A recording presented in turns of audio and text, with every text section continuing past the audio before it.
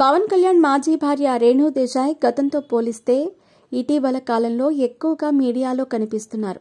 గతంలో హైదరాబాద్కి వచ్చినప్పుడు మాత్రమే కనిపించే రేణు దేశాయ్ ఇప్పుడు తరచూ సందడి చేస్తున్నారు. పవన్ కళ్యాణ్తో విడిపోయిన తర్వాత రేణు దేశాయ్ తన 2 పిల్లలతో పూణేలో సెటిల్ అయ్యారు. ఇండస్ట్రీకి దూరమైనప్పటికీ సోషల్ మీడియా ద్వారా తన వ్యక్తిగత విషయాలను అభిమానులతో పంచుకుంటూనే ఉంటారు. రేణు దేశాయ్ ఇటీవల తన సెకండ్ ఇన్నింగ్స్ ని స్టార్ట్ చేశారు. రేణు దేశాయ్ చాలా కాలం తర్వాత తెలుగు సినిమాలో నటించారు. రవితేజ హీరోగా వచ్చిన టైగర్ నాగేశ్వరరావు సినిమాలో రేణు ఓ ముఖ్య పాత్రలో నటించింది. అయితే ఈ సినిమా బాక్సాఫీస్ వద్ద బోల్తా కొట్టింది.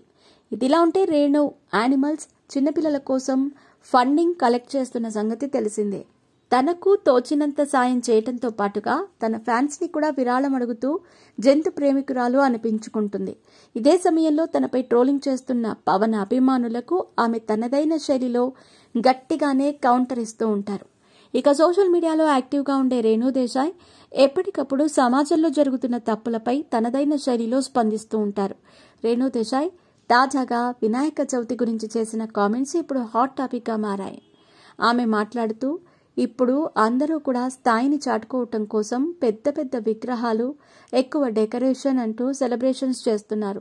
నిజానికి అందులో దేవుడు లేడు, మనిషి దురాశ, అత్యాశ మాత్రమే ఉందని, వినాయక చవితి పండుగను రాను రాను దేవుడి స్థాయిని దిగజార్చేలా హీరోయిన్స్ గెటప్పుల్లో విగ్రహాలను పెట్టడంపై ఆమె ఆగ్రహం వ్యక్తం చేశారు.